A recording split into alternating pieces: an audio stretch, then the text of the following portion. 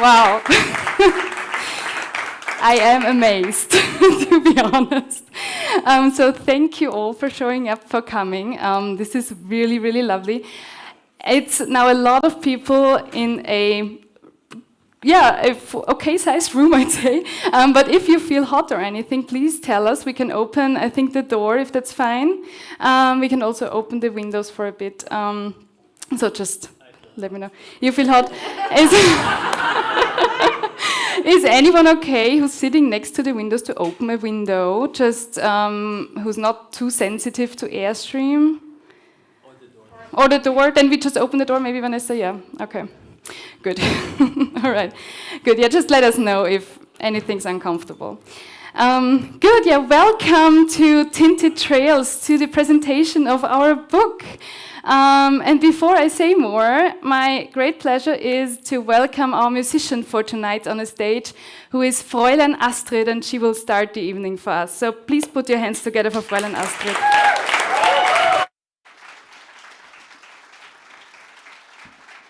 Hello. Oh, Lord. Okay. Hello, everyone. Thank you very much for that very nice welcome. Lisa already said it. My name is Fräulein Astrid. It's a pleasure to be here today. I'm actually really, really horribly nervous today because I have to play the guitar, and it's not my usual instrument that I play. But we all do love challenges, don't we? So I'm gonna play, the first song that I'm gonna play for you today was actually the first single that I released officially last year, and it's called Don't Tell Me. But first let me check, do you have the guitar? Okay, perfect. All right, so thank you very much. This one's called Don't Tell Me.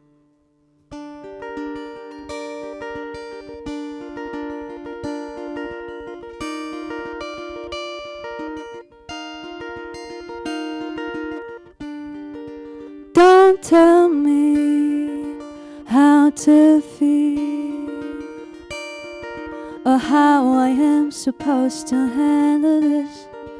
Don't tell me who to see or that I should be lonely. Don't tell me who to be or what I should do to feel free. Don't tell me memories of how it could have been. I'm not your responsibility. Don't need someone to look after me. Just let me make my own mistakes.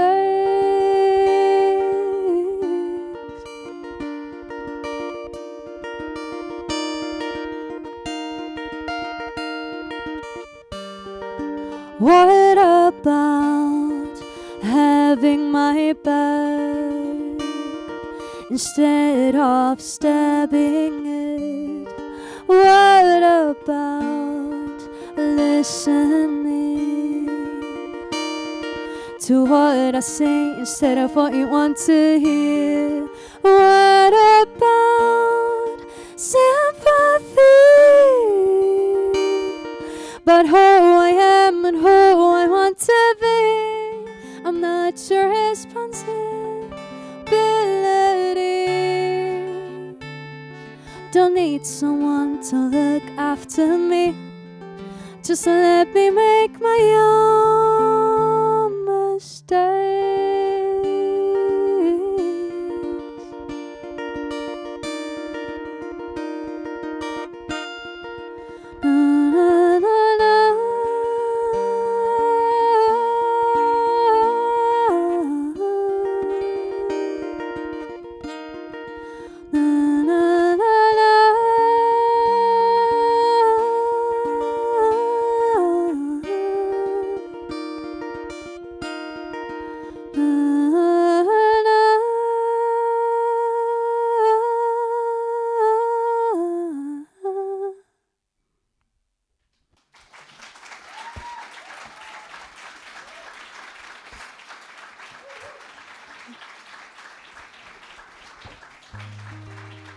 Thank you very much.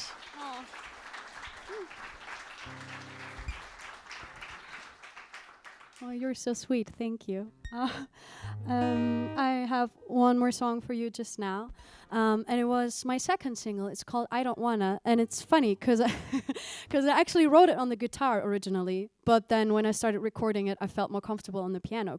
So now when I play it at my other concerts, I play it on the piano. But today I thought I will play the original version for you, which is on the guitar.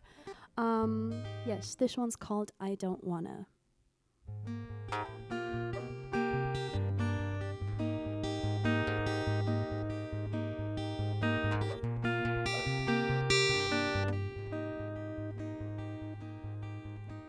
I don't wanna fall in love anymore.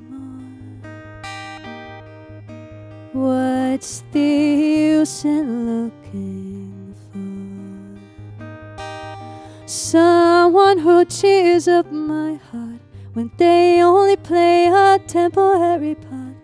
I don't wanna fall in love anymore. I don't wanna care anymore. What's the use in going for a better version of myself who I'm pretending to be happy with? I don't wanna care anymore.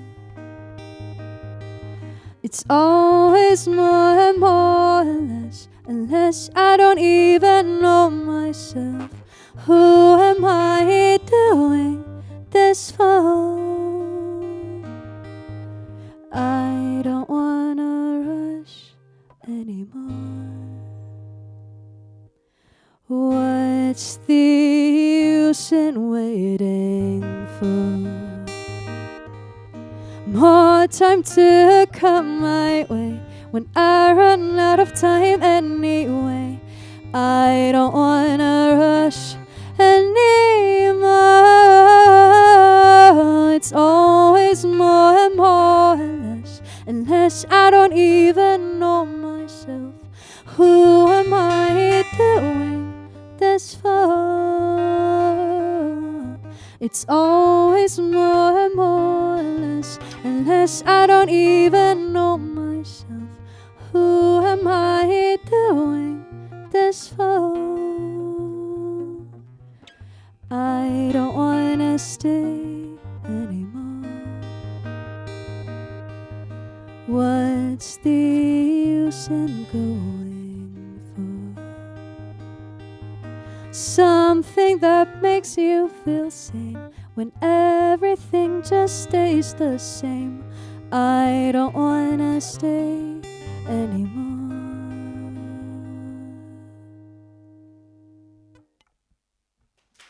Thank you.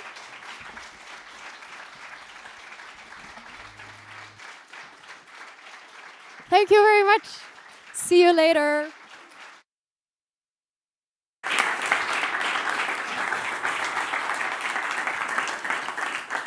Thank you so much, Fräulein Astrid. I think it's a perfect mood that I'm in, at least. So I hope you're in a perfect mood too. Yeah, and we're all here only because, not because of 5 Years Tint Journal only, but also because a lot of people helped us to put this anthology together. They really believed in the project and jumped on board and just supported us the way they can. So. Of course, thank you to the Afro-Asian Institute for having us here. That's really wonderful that we can use this wonderful space tonight. And one of our sponsors has also agreed to say a few words tonight. And I would like to welcome Mirna Kobanovic from the Center for Inter-American Studies for her greeting words now on the stage.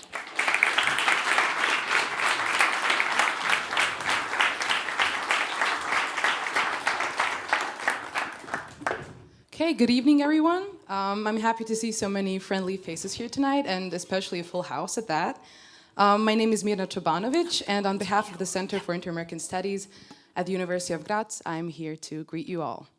As a longtime supporter, we're so happy and honored to be able to see Tint Journal reach such an important milestone after 5 years of publishing non-native literature in English. namely the first of our anthology, Tinted Trails. Background. This layer is their tint, their idiolect. At the center, we all speak English at our day-to-day lives. However, it is important to note that all of us are non-native speakers, myself included, with backgrounds from Bosnia, Kosovo, Austria, even Serbia and Italy at some point, and sometimes even more. We understand the goal of Tint, which is why we are really proud to support such an exciting publication. Sorry. On behalf of Professor Roberta Meyerhofer, Director of the Center, we wish you a lovely rest of the evening, a lot of success with the book, and some great talks. Thank you.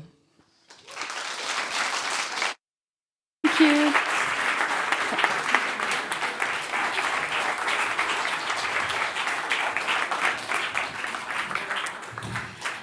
All right.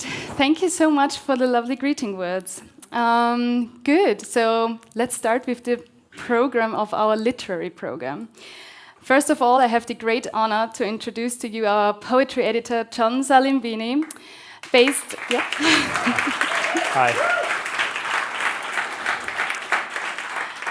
John is based in New Jersey, and we got to to learn at a poetry class together, but he now teaches at Montclair State writing. And he's now come all the way from New Jersey to be here with us for a couple of days. And yeah, he's jumped on board really early. So you've been with Tint since the second issue, I think, in fall 2019. So that's quite a while. And yeah, so John will tell you a little bit more about the actual project. Yeah, thank you so much. I first want to thank everybody for joining us on such a special and momentous occasion. This is my first time in Europe, so I'm feeling very honored and grateful to be here among such an empowering community of creatives and academics, and express my endless gratitude toward Lisa for trusting me with curating the poetry section for all of this time. As Lisa mentioned, we met at Montclair State as poetry students together during her study abroad year. And she came up with Tint Journal not long after her time at Montclair. We publish poetry, fiction, nonfiction, flash prose as well, and we have an In Conversation section where we publish book reviews and interviews with authors. Our current literary landscape is saturated with really wonderful literary journals, and I think we can, there's an argument to be made that we're kind of in a golden age of literary journals. And as Juhae Kim mentioned in her introduction to the anthology, that there is no other platform that exists to nurture a young writer in the same way a literary magazine does. But what makes Tint stand out is that we are the first online publishing venue in the world to cater solely to ESL voices. And it's hard to believe that it's been 5 years already. On a sun-swollen day, as you put it in your preface to the anthology. But since then, we've published authors from 77 different countries. Our team has grown to 13 brilliant and hardworking volunteers, and now we're celebrating the exciting release of our anthology, which I will pass on to Lisa to tell you all about. Yeah, so I think our website has really grown over the time, and after 5 years, we just kind of thought, well, this is definitely worth celebrating this anniversary, especially for a volunteer team, because it's, of course, a lot of effort that every one of us puts into it, and also a lot of effort from the authors who contribute to us, because it's all volunteer and nonprofit. And so we got together in February 22 with a core team of our usual team and started mapping out this whole project. And it was clear that it was going to be a book, because although we're an online journal, we all love a book. So we thought, yes, finally we can hold this thing in our hands, then we can put it on the shelf. We can have something to look at in our daily lives too. So then we started planning the whole thing, and on a team quickly were Filippa Bagnasco, Andrea Ferber, and Chiara Meitz. And so we've spent a lot of long days in the last 2 years. And yeah, so what is in this anthology? First, we thought, let's do a best of. Best of makes sense to celebrate everything. But what is the best of? Kind of we feel about it, we've put the best already in all our journal, like in all the issues. So how to select this really the best of it? It was soon clear that we would have to connect with other people to approach this endeavor. And so we reached out to Marjorie Agassin, award-winning poet, activist, and to Joo-Hae Kim from South Korea, also award-winning novelist, and they both agreed to actually guest edit the anthology with us. I personally still can't believe it. It's really an honor, and you can also read their introductions in the book. So together with them, first our team of 13 volunteers, we put together a list of the texts that we liked most. Then based on this list, together with the guest editors, John and Matt, who is our prose editor, Matt Monroy, we then narrowed it down. And then we had our best of. We also have an audience award in it, so everyone who follows us on social media or receives our newsletter might have seen that. You could vote for it, so there's also an audience award piece in the anthology.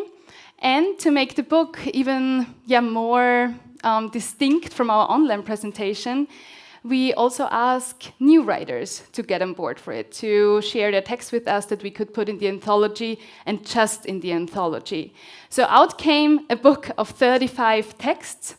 And because, as you know, our website probably, we always have an artwork along with our texts. And so we also thought an artistic component would be a good idea. So we asked our art curator, Vanessa Ayavets, to do a wonderful cover, to select artwork from other artists for our sections in the book, for the chapters. And then she also agreed to do illustrations for every text. So the book is not just a pure texture, but a pure texture. Maybe I can use the word texture here, I don't know. I think so. Yeah. ESL. So it's not just that, but it's also really an artistic adventure, I think, to look at and to browse. Yeah, and so without further ado, you who are here with us now in Graz can, of course, immerse yourself in the book afterwards. And those of you who are actually watching us online now, because this whole event is also live streamed via our YouTube channel, you can check our book out on tintjournal.com, as usual, tintjournal.com/Tinted Trails. And now it is my great pleasure, because I've already mentioned him, to invite you to listen and watch with me and John the lovely welcome messages from our guest editors, from Marjorie Agassin and Joo-Hae Kim together. They sent it here because unfortunately they cannot be us tonight. It is a great privilege for me to welcome with all of you, even though I'm not physically present in Graz, this wonderful edition of a real hardback copy of Tint, an extraordinary magazine where people gather together and write in a language that is not their native tongue, the English language, but they write so beautifully that one feels English is their homeland, their language. I am very honored to have been asked by the editors of the magazine, especially by Lisa Schatz, by Filippo, who is responsible for the in-house interviews, to write the introduction and to welcome 34 writers from different parts of the world. There's poetry, fiction, creative nonfiction, and each one of the authors presents a unique voice, a unique experience. And I would like to add that is a translingual imagination but translated to one sole language, which is English. I believe it's the only magazine in the world that has this type of definition, character, and originality. And I have known the editors of Tint, especially Lisa, since 2017, and I have seen this magazine flourish, bloom, like an amazing garden of possibilities, amazing voices. And I truly believe that this is an important contribution to world literature in one of the most written and spoken languages of the world, which is the English language. So congratulations, enjoy, and celebrate this tremendous achievement.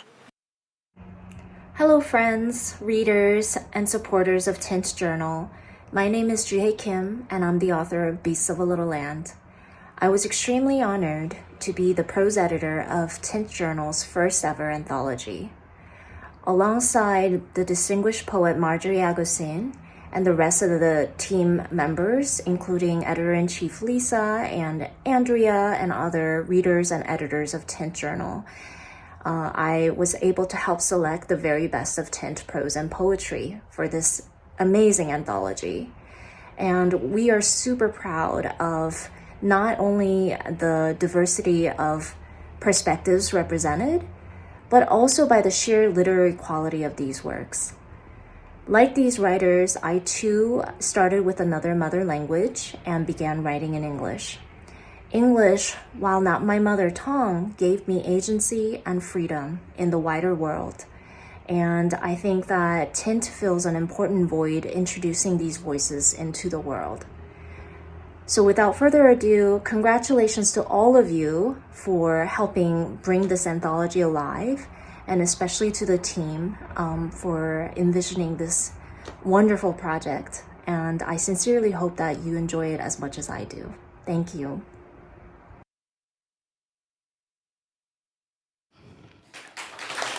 Yeah, give it up, give it up. Yeah.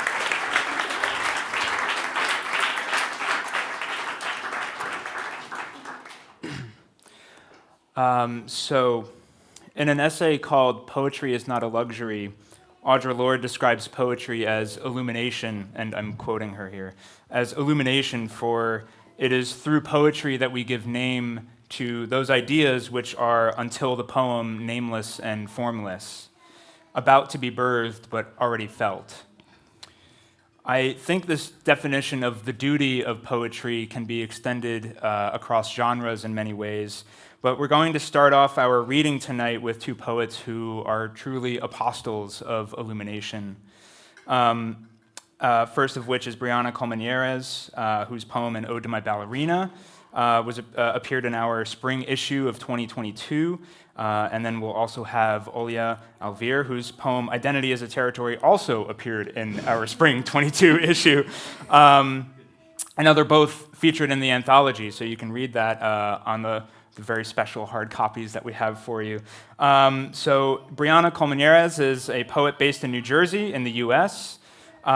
She has an MFA in creative writing from William Patterson University. She views writing as alchemy and enjoys including juxtaposing concepts in her work. Her interests also include yoga, astrology, and meditation. Her work has been published in Tint Journal and another journal called The Curio Cabinet and elsewhere.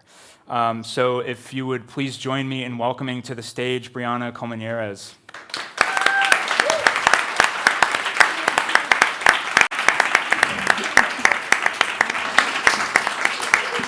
Oh, wow. They were not joking. This is a full room. Hi. Happy to share the stage with a fellow New Jerseyan. Very happy to be here. This is an ode to my inner ballerina. I am Clara. I am Alice, running circles in my point shoes. The dodo and the dormouse stare. The March hare hounds her to stop. He is dizzy. Tweedledee and Tweedledum, find me as I am on the way to the kingdom of snow, begging me to show them how to calypso. In a perfect world, the Queen of Hearts and the Rat King will wed, and I will be left alone to leap all over Wonderland. In a world of my own, I would simply saison over the flowers, singing Golden Afternoon. Twirl in between the changing hues of the caterpillar's hookah smoke. I would trade my itty-bitty mushroom piece for one of those Christmas cookies. I would remain the size of grass, 3 inches tall, if only to stay in my head.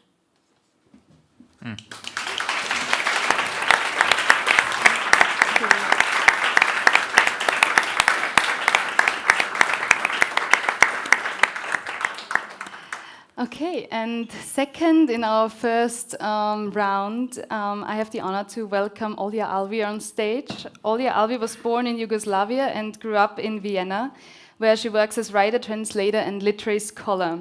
She's the author of the German language novel Kein Meer and the trilingual poetry collection Spielfeld Playground. And her poem Pomelo actually won the first prize in the Wissen Lesenswert contest. Her poetry has appeared internationally in Apostrophe, Tint Journal, Olney magazine, and others. She has been recipient of a residency and fellowships in Split and Zagreb, and she's currently pursuing her PhD in South Slavic literature while working on her second novel. So please put your hands together for a reading by Olja Alvi.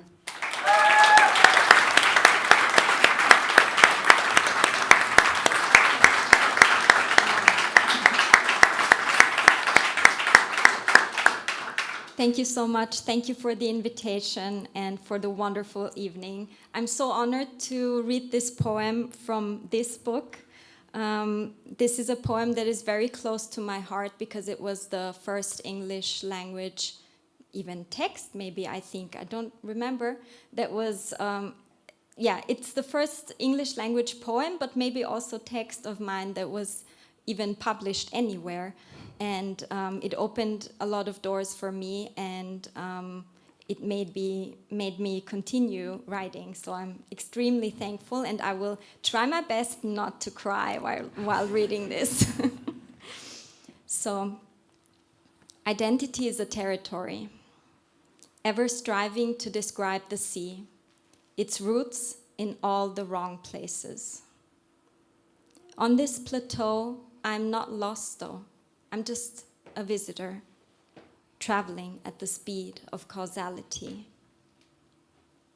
Or a stranger, thank you. I'd like to keep it that way. Driftwood on this wasted mesa. Maybe a cat that comes back after a year, carrying the what-ifs of unwanted adulthood, between con and artist. I know that we can't upend the earth and hold ourselves hostage among its crevices. But I can't deny that I feel it too. Tectonic temptations, the sweet, sweet calling of forever, of things decided and done. There's no place against home. Thank you.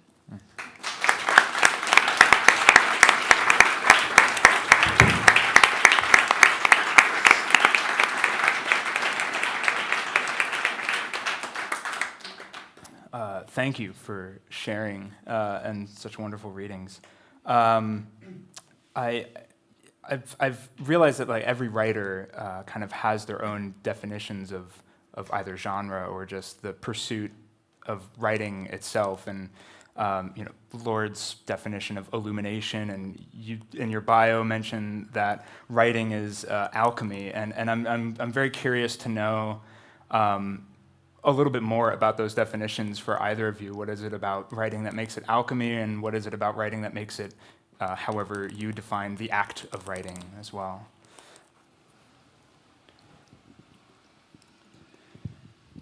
Okay, it's on. I think you're good, yeah.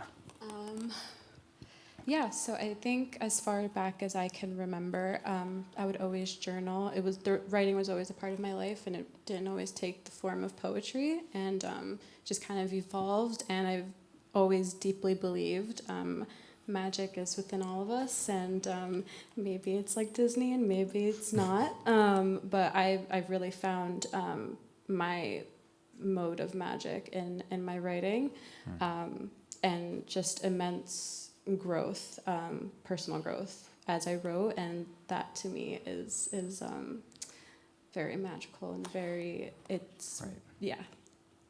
Yeah. Yeah, it's a very hard question. I really like your answer, and while you were talking, I was thinking, oh no, how do I say something smart Sorry to throw now? the hard questions.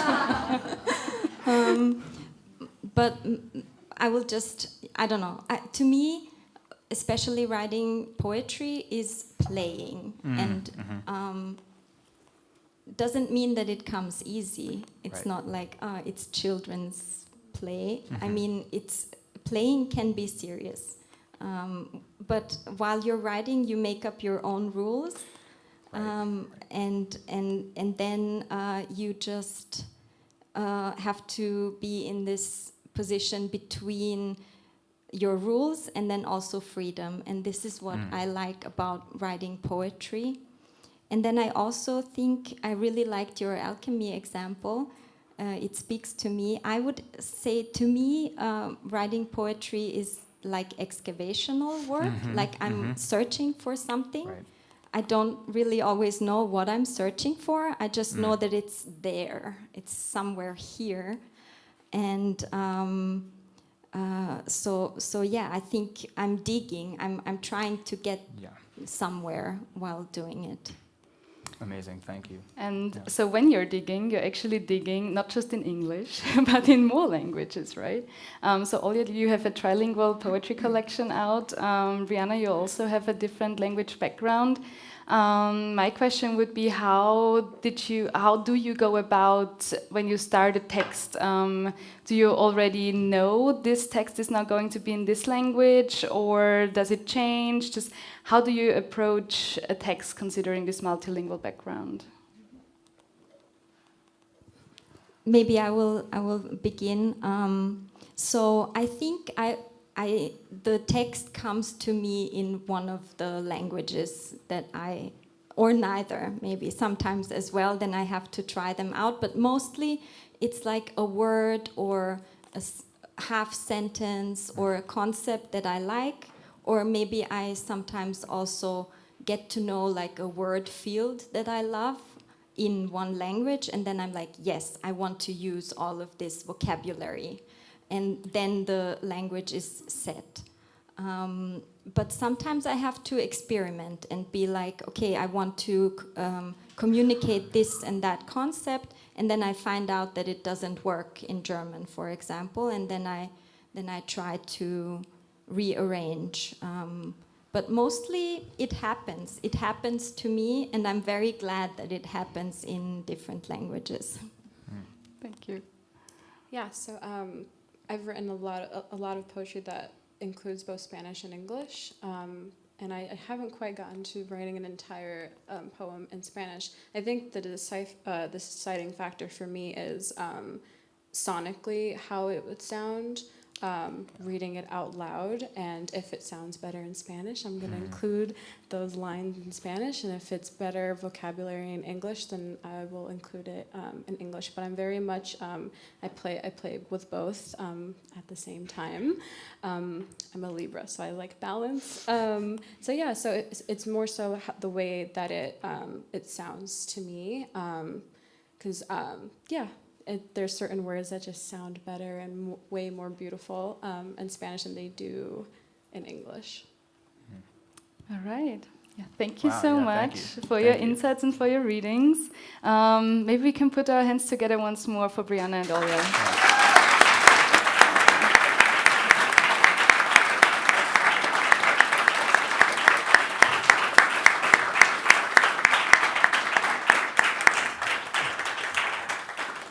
And next up, I have again the honor to welcome Fräulein Astrid to the stage for a little interlude.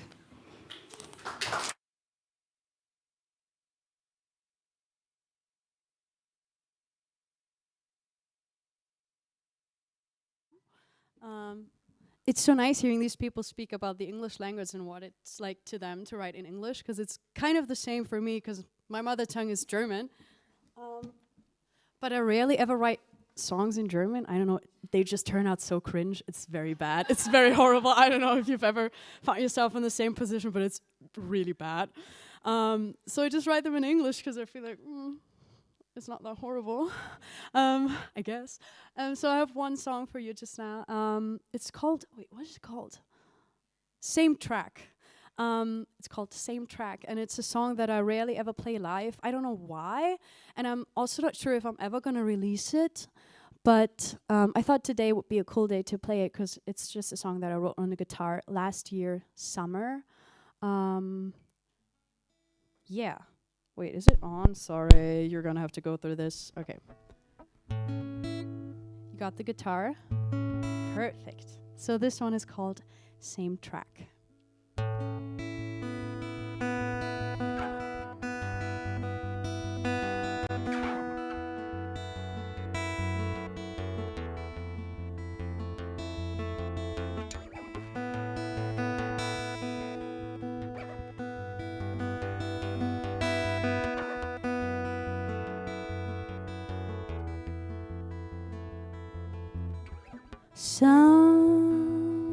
Sometimes I wish the train never stopped, so I would not have to go back and figure out where to go next.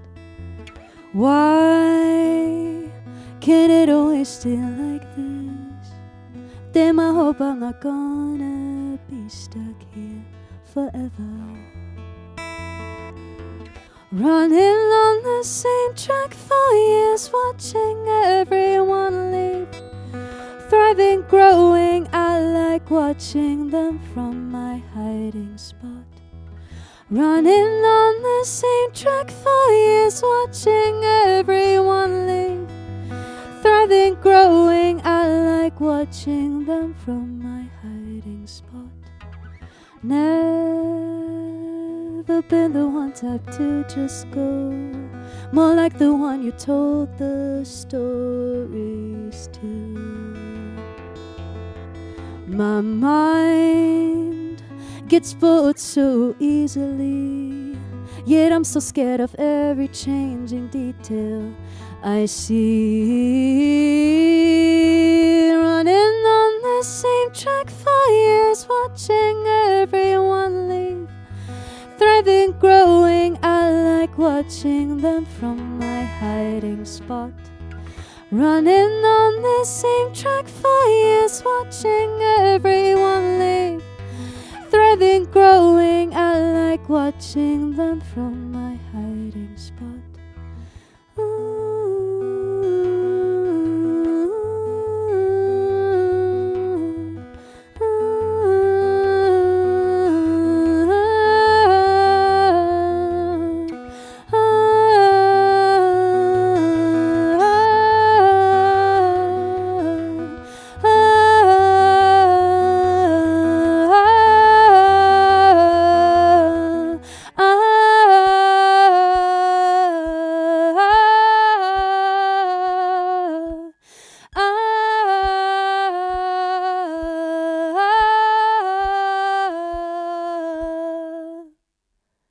Thank you.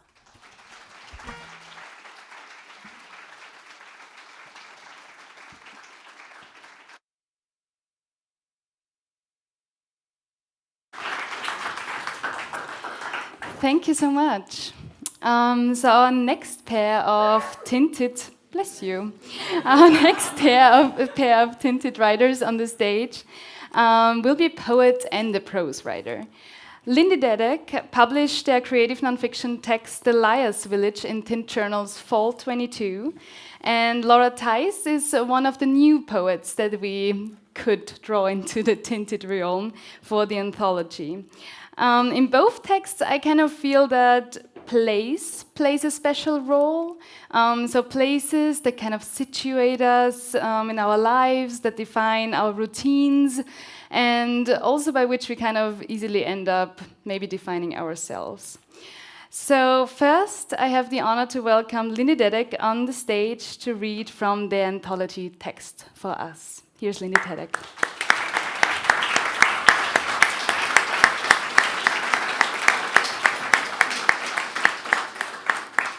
Thank you, and thank you also for this invitation. I think it's amazing, like all this organization and support that you put for writers. And yes, I'm really honored to be here and to meet everyone in person, and to hold this book.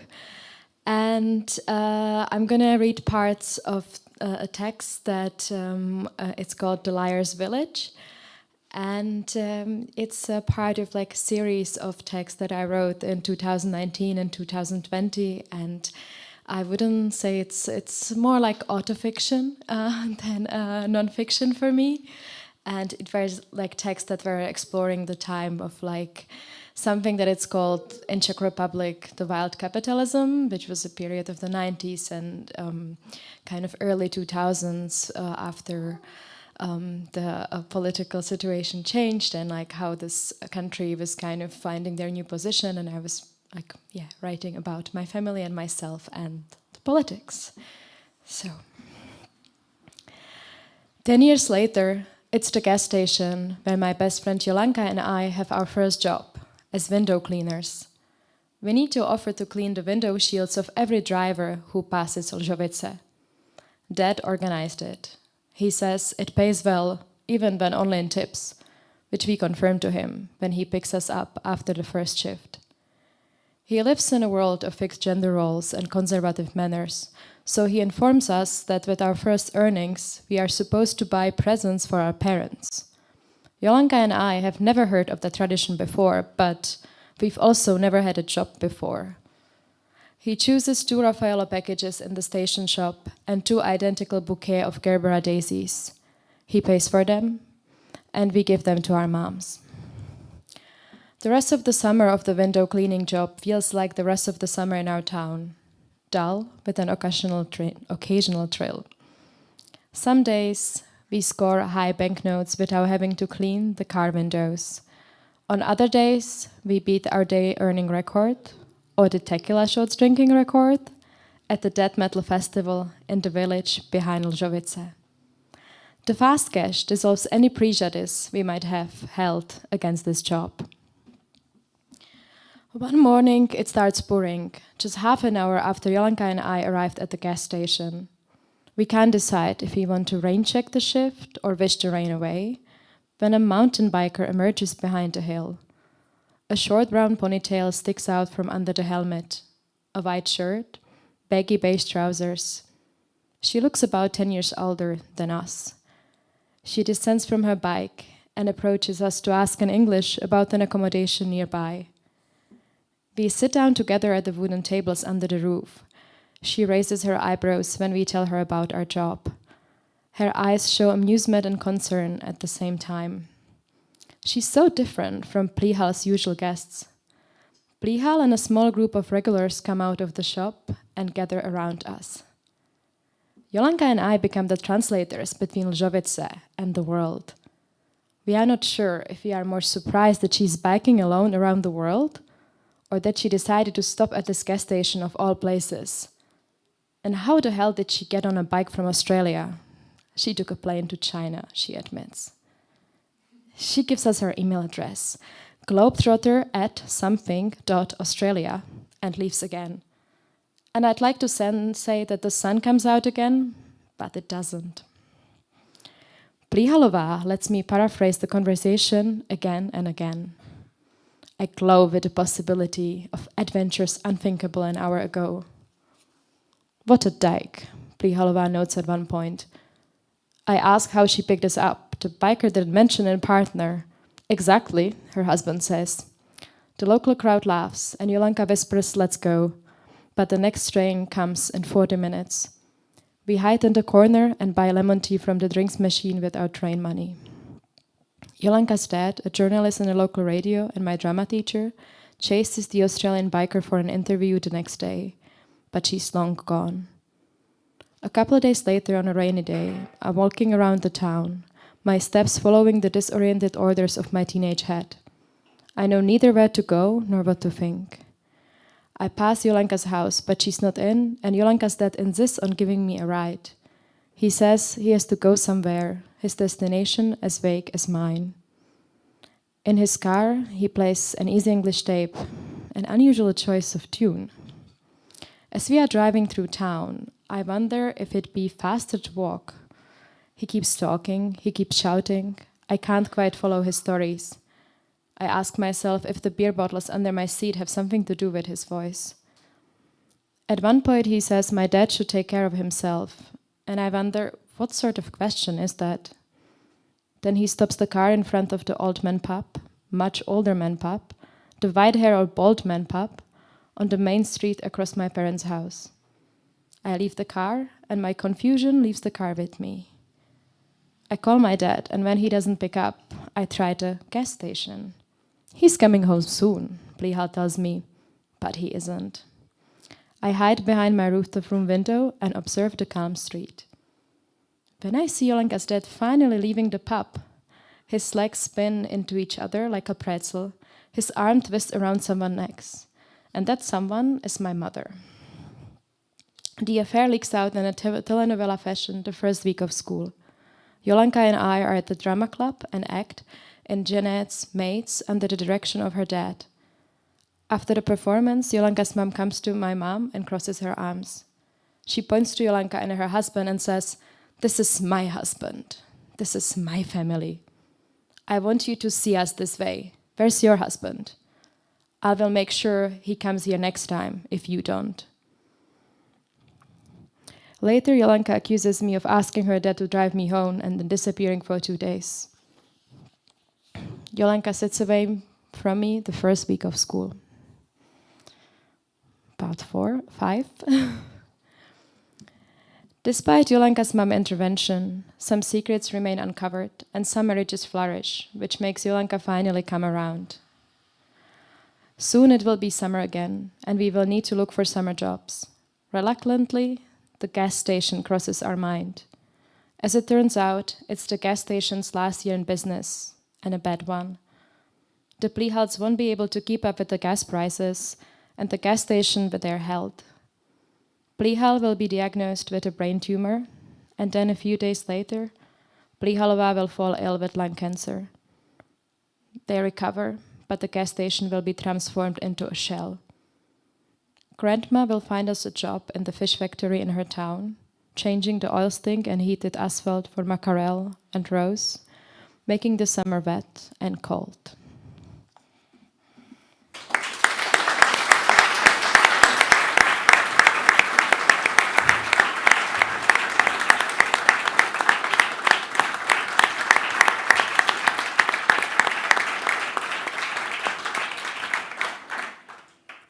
Thank you so much. That was wonderful. So up next, we have Laura Tice, whose writing has appeared in Poetry, Ms. Lexia, I think I pronounced that journal's name right, Magma, and Rattle, among others. Her Elgin Award-nominated debut, How to Extricate Yourself, an Oxford Poetry Library Book of the Month, won the Brian Dempsey Memorial Prize. She received the A.M. Heath Prize, the EAL Oxford Brooks Poetry Prize, Mogford Prize, Hammond House International Literary Award, and a Forward Prize nomination. Mouthful of awards. And shortlisted for the Women Poets Prize and Bridport Prize. She was a finalist for the National Poetry Competition, the BBC Short Story Award, and the Alpine Fellowship. Her forthcoming book, A Spotter's Guide to Invisible Things, won the Live Canon Collection Prize and was selected for the Arthur Welton Award by the Society of Authors. Ladies and gentlemen, it is my honor to introduce Laura Tice to the stage. Please join me in welcoming her. Thank you.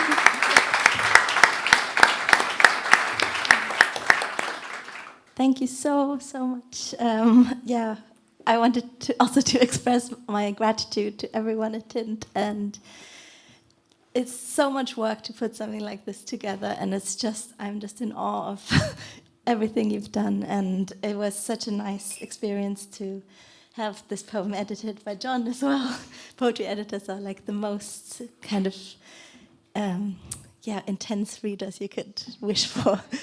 And I'm gonna read the poem in the beautiful book, and then I'm gonna read a little bit from my current book as well. So this one is called Zito.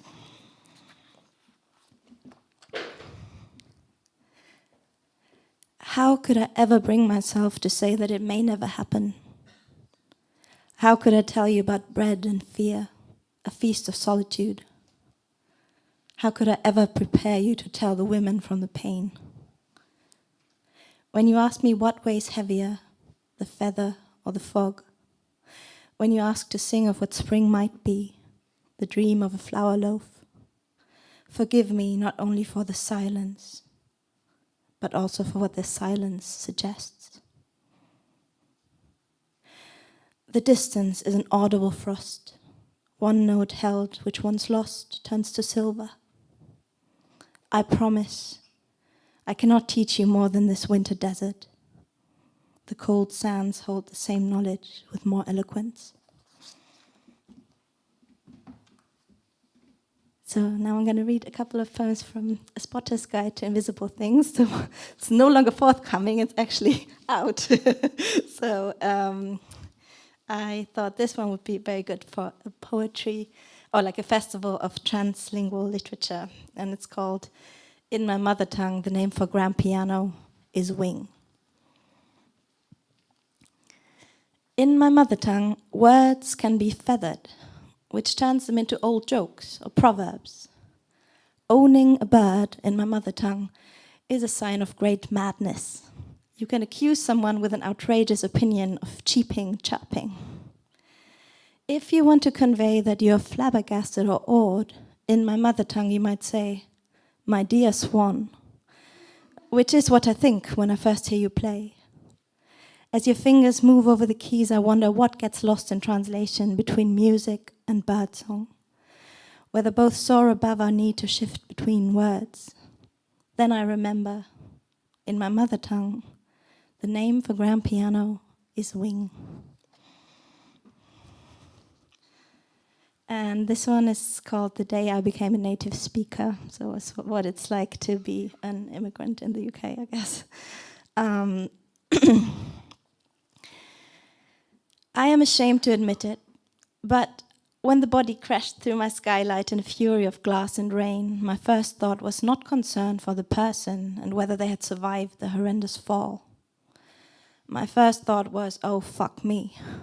How am I supposed to afford to repair this? My first impulse was to run downstairs to get some towels to catch the downpour before it soaked through my entire bed. To get a broom and get rid of the sharp shards. The sharp shards on my pillow. I had to make a conscious effort to turn my attention instead to the victim of the accident, crumpled on the floor next to the bed and wearing some sort of feathery coat. When they stood, they were too tall for my slanted ceiling and had to crouch under the roof to unfold their wet, tangled garment into what I now realized were wings, soaked through from the rain, but miraculously uninjured. And my mind went, oh. Then it went almost blank. Forgot all about the damage and skylight, the rain still pelting down on my duvet. I had fallen in love because I am like that, shallow and easily swayed by beauty. I did not say, what is all this, and who are you, and why are you here? Instead, I said what people in this country always say in fraud situations. I said, I'll put the kettle on, shall I? And this is the last poem. It's called Ameisenverteilungsmaschine. My mother tells me nobody wants to read poems about ant distribution machines. In fact, nobody wants to read poems at all. She tells me I should consider writing a best-selling novel or maybe the screenplay for a family saga if I insist on being difficult. At least give the short story collection a go. Except she says all this in German, and the German word for ant distribution machine is Ameisenverteilungsmaschine. I decide it is now my favorite word. I decide to write the poem, to be poor and obscure. It will be a poem of defiance about what at first seems like a nonsense invention. Who would buy such a useless machine? Who needs help distributing ants? They are not very popular pets. But here's the beauty of my Ameisenverteilungsmaschine. It actually turns the critters into lovely new shapes. Little tiny giraffes, little kangaroos and cows, a miniature camel small enough to make it through the ear of a largish needle. Thank you.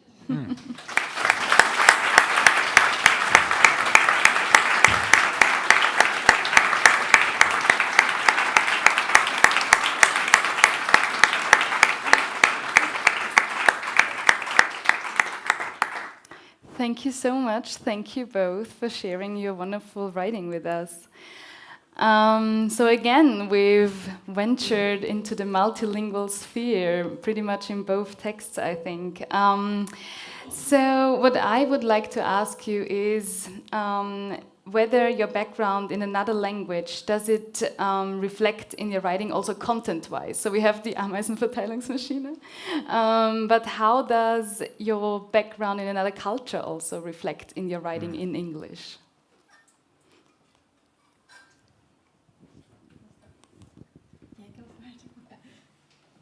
Okay.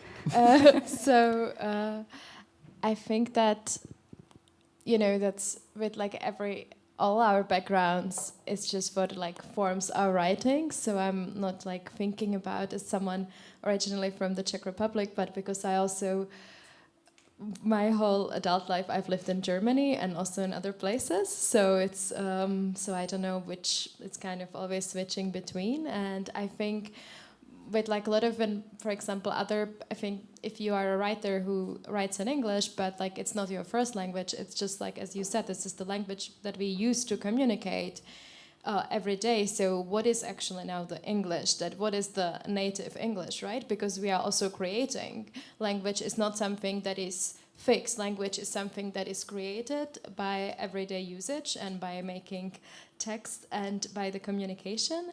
But I'm also aware that, for example, when some of the native speakers, so-called friends, would read my text, then they would say something about structures, and or sometimes they tell me this is a German structure.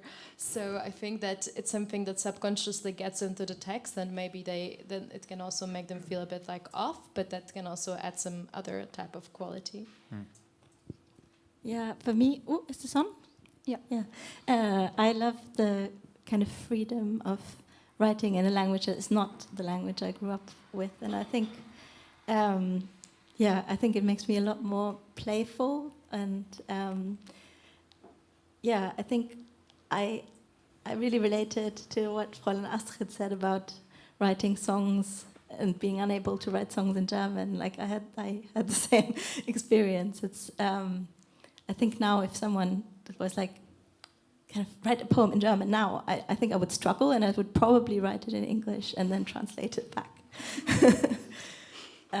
So it's, I don't know kind of how this happens, but it can be that like you can just fall in love with the language and that can be your new home. Beautiful. Wow, yeah, thank you. We get hundreds of submissions every issue, and we publish 25 maybe, right? 25 texts, and of them 10 poems will get published. And I think as an editor, something that I look for often is as Brianna mentioned, the musicality in the language, but also where's the harmony between the abstract and the concrete, and I think that's something that's very harmonious and alive in both of your writing. And so I wanted to ask kind of a craft question, and I guess I'm wondering, how do you balance when to engage a reader's senses, right, and then when to engage their intellect or their thinking, or ideas versus images and that kind of thing. Should I go? That's a great question. So for me, with this specific poem, it came from a writing exercise where you actually translate a text that is in a language you don't know. So all you have is kind of the structure, but it helps because you don't start with a blank page. So you kind of make up an imaginary poetry translation, and that makes it like very experimental, and you don't really know or control what's going to happen as much as if you wrote a poem starting with a blank page and kind of being like, I want to write a poem about this thing. So it's very much like a chaotic process where you're not as much in control, and I really love that. I love kind of the playfulness of poetry, or that poetry allows. And so I think it's, for me, it's not very cerebral. It all comes from play. Wow, I love that we're talking so much about play tonight. I love that poetry is so much about like having fun with the page and with language. Yeah. Thank you. Yeah. So for me, play is also very important because I've, besides of this, I've also have background in like physical theater, and then like the leisure. That's a very important principle, and I think it's like you can't stress it enough that like if you write something or if you create something that you just like it just gives you the space to get out of your like regular thinking, but also really like to enjoy it and to like experiment. So I think this is how I would approach the text, because also I think if I write something, it's a first draft, then it, as you said, it starts with either like a prompt or like an idea or a memory. With like this text, I was really like putting down like a lot of memories, but then I think in the editing, this is when it becomes, do people understand how the characters feel? And then I have to think about the craft. Or do people have, maybe not in these parts, but like a lot of these texts, if they are about like a certain socioeconomic situation, do people who are not from this background, do they have enough information to understand? Or like people who maybe also like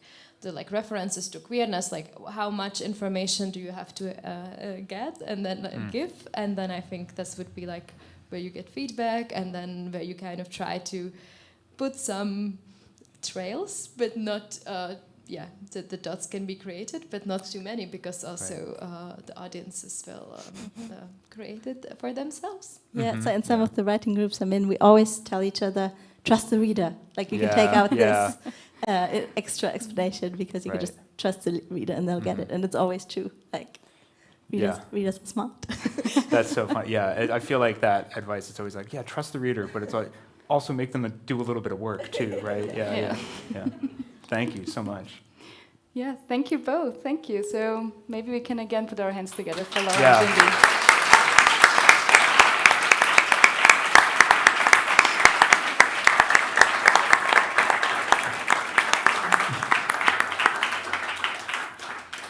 All right, so I can ask you to just take a comfortable seat again.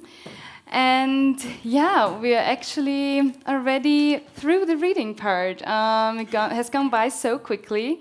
So now I have the great pleasure to invite my Tint Anthology committee team on the stage for our final closing words, which we decided we'll just do together because we were all in this together too. So please, Filippo, Chiara and Andrea.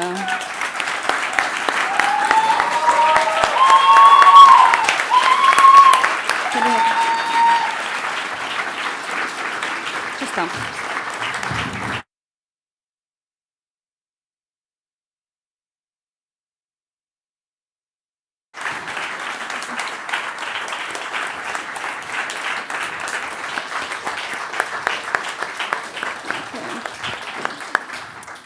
Amazing. So this is the time we say thank you. First of all, I'd like to thank everyone who supported the anthology really pretty much. So the University of Graz, Land Steiermark Cultural Department, Stadt Graz Cultural Department, the Alps Adriatic Alliance, and also the Stadt Graz Mayor's Office, who is sponsoring the catering tonight. And we also have a lovely donation from the tiny company Rost. So please enjoy the catering later. And I please ask you to applaud when we're through with our list. Thank you. We would like to also thank the Afro-Asian Institute for the wonderful location. And we would also like to thank Forum Stadtpark for having our book in their publishing house. As well as Treffpunkt Sprachen for supporting the print. Then we, of course, thank the Center for Inter-American Studies for actually bringing Brianna to us.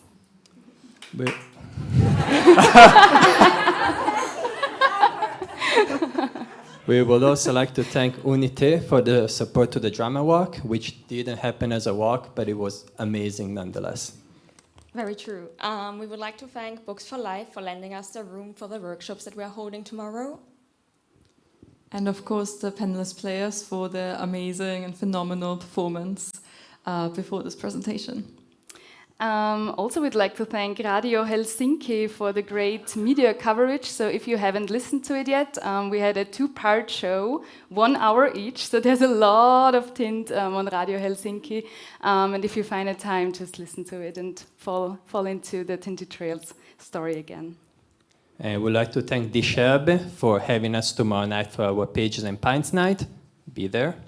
And we'd like to thank Parks for our wonderful catering, which we're about to enjoy in a few minutes.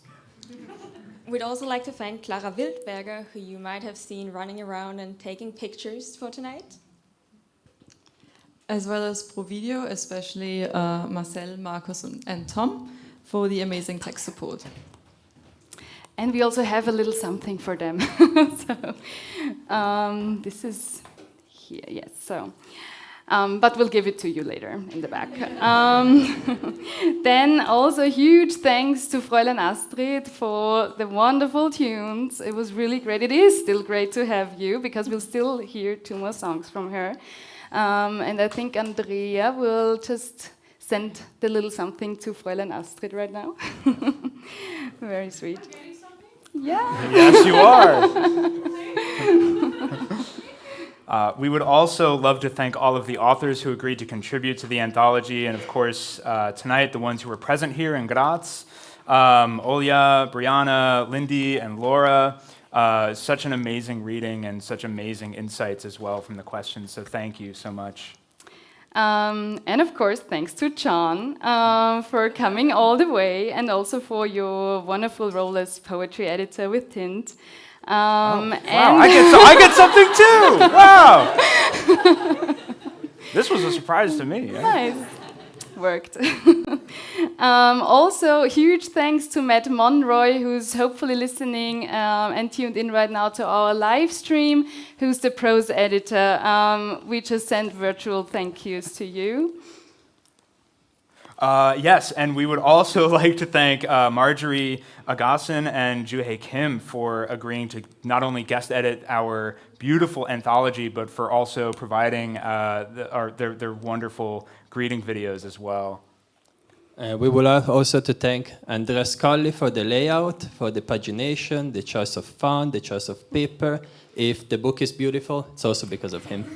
Yes.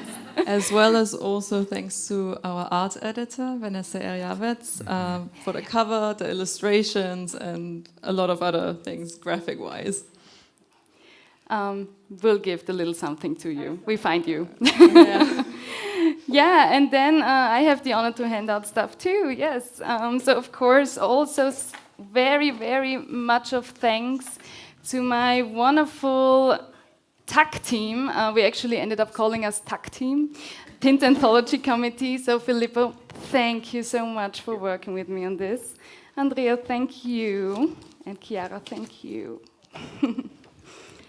And most importantly, the reason why we are all here today, starting 5 years ago, we want to give a big thanks to Lisa Schandl for all the effort that she's put into it. I don't think people realize just how much it takes to have this journal running. So yes, please give a big round of applause for Lisa.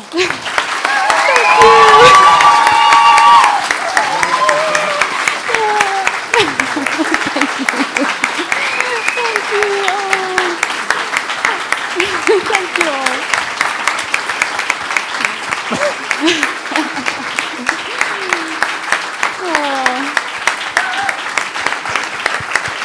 Wow.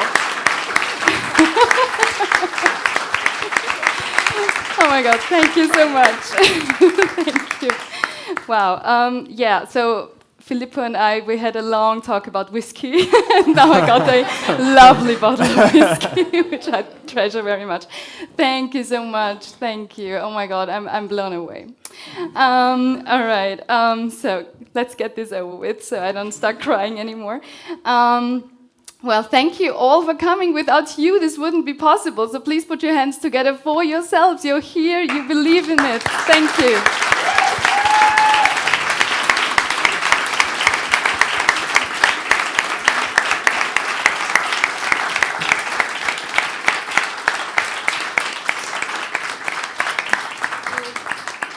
Well then, before we hear some closing sounds from Fräulein Astrid, the catering is then downstairs. You find everything there. You also find our book there. So whoever has not yet jumped on board with our Kickstarter campaign, which we had in April already, please check the book out at our sales table. We also have some lovely risograph prints, because they were part of our Kickstarter sale. And then we asked Olya Alvi and Tim Chang, who's also in the anthology, if they would agree to also having us sell the risograph poster. So if you're interested in a poetry poster, you find this downstairs too. Of course, you also find our tote bags. And yeah, it would just be lovely if you could hang around a little bit, have a snack, have a drink, and let's chat a little bit more. So yeah, thank you for that. Please hang around. And now, Fräulein Astrid, I hope you can guide us out at best. So thank you.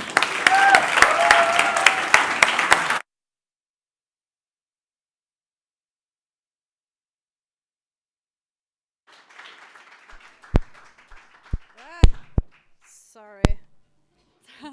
So thank you very much. I would like also to say some little thank yous before I play 2 more songs for you guys. So first of all, thank you very much, Lisa, for inviting me.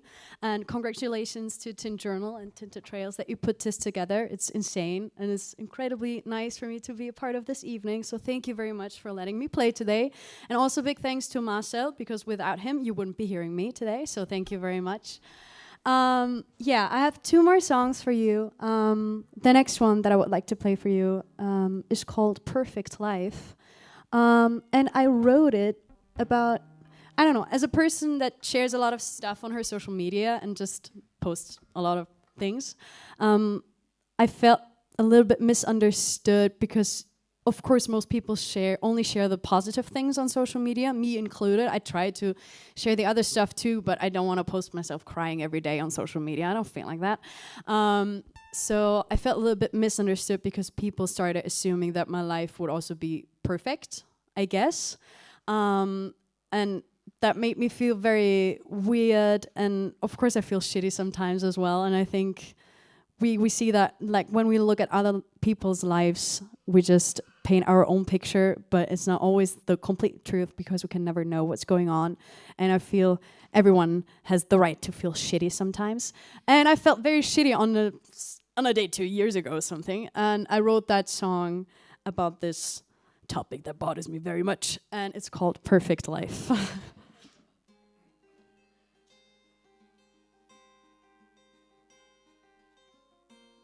Marcel, do you have the guitar?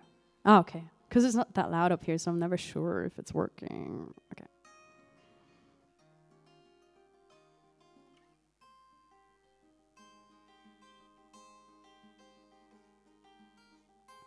Today I just went home and cried.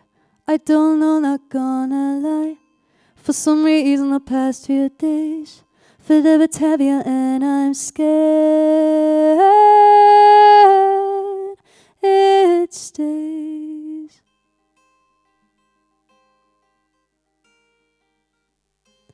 I pretend to not know the people I see in the street, so I don't have to put on a smile for everyone I meet. And I'm scared it stays. I know you don't have the guitar right. Yeah, I thought so too. Wait, let me click this one more time.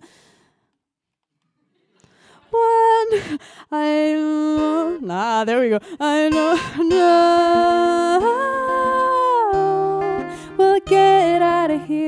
Don't you lie to me, Marcel. One day, but I'm so tired of fighting back everyone's negativity, and I shouldn't feel sad. Look at me, I'm living such a perfect life.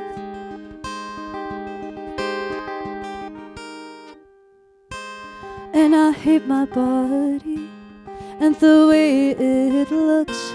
Friends who constantly talk about losing weight are not doing any good,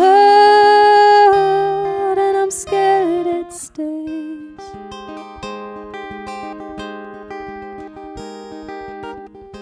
Stop expecting me to be that optimistic just because that's how I've always been. But what if for once I'm scared it stays? I know I'll get out of here one day, but I'm so tired of fighting back everyone's negativity, and I shouldn't feel sad. Look at me, I'm living such a perfect life. I try to tell them I'm not okay, but no one listens anyway to all the things I have to say, 'cause we're all having a rough day. I try to tell them I'm not okay, but no one listens anyway to all the things I have to say, 'cause we're all having a rough day. I try to tell them I'm not okay, but no one listens anyway to all the things I have to say, 'cause we're all having a rough day. But look at me, my life's perfect, do you see?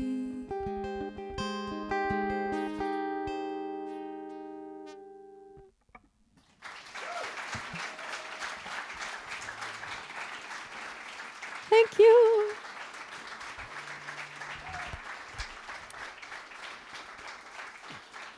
Thank you very much. It's so nice to play at these like literature events, or sometimes I play at poetry slams, because the audience is so nice and they just listen so well, and I love it. So it's very nice to have you here, and thank you for listening to my stuff as well. The last song that I have for you is called 2 Years, and it's actually going to come out in 3 weeks, and it's going to be the first single of my debut EP that will come out in May. So that is very exciting. And yeah, it's kind of just like a very sassy breakup song. Which brings me to a very to something that I wanted to say. I also have merch with me if you want to support me directly, and it's cute little tote bags. I made the design like with a scanner thing, and I hand printed them in Graz with my ex. So that's very funny, because the next song is about the breakup. But he's a very nice guy, so no bad words about him. But yeah, if you want to support me directly, they're 12 euros each. They're either baby blue or baby pink, which are the best colors in the whole wide world, I think. Yes. So yeah, thank you very much for listening and paying so much attention. The last song is called 2 Years, and I'm Fräulein Astrid. And I also have stickers. They're for free. You can just take them if you wanna. Okay, now I'm done. Yeah. Wait, is it gone again? Shit, this guitar. I'm not a guitar player, so. Sorry. Yeah. I usually play the piano, so I never have to go through this. Yeah. So, yeah. Yeah, it's called 2 Years, and actually the version that's gonna come out sounds totally different from this one. But I also wrote this song originally on the guitar, but when I started recording it, it felt cooler with synthesizers and pianos and all that other cool stuff.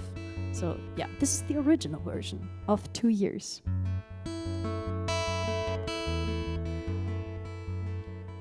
So I run back and I rewind the times that you were mean to me, when you told me that I would never go easily.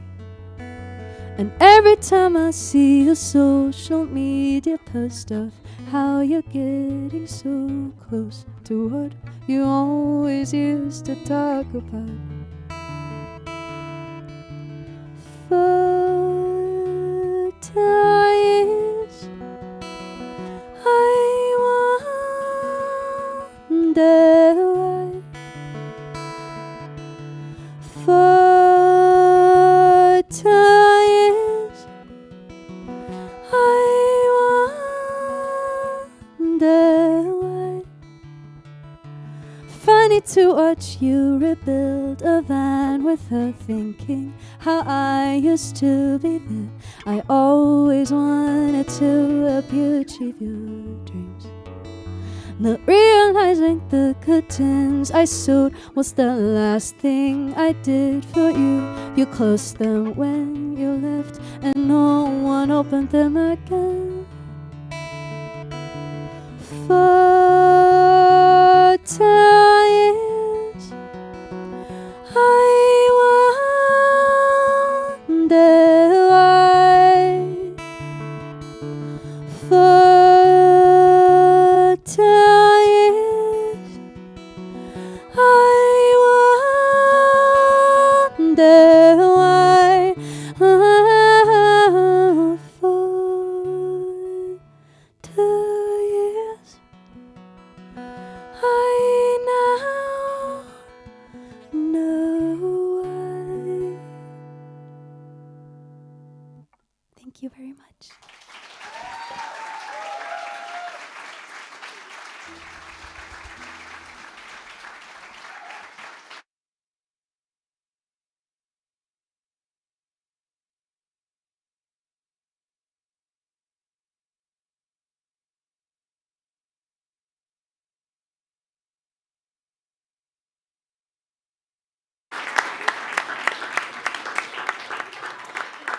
Das Buffet ist eröffnet. The buffet is available.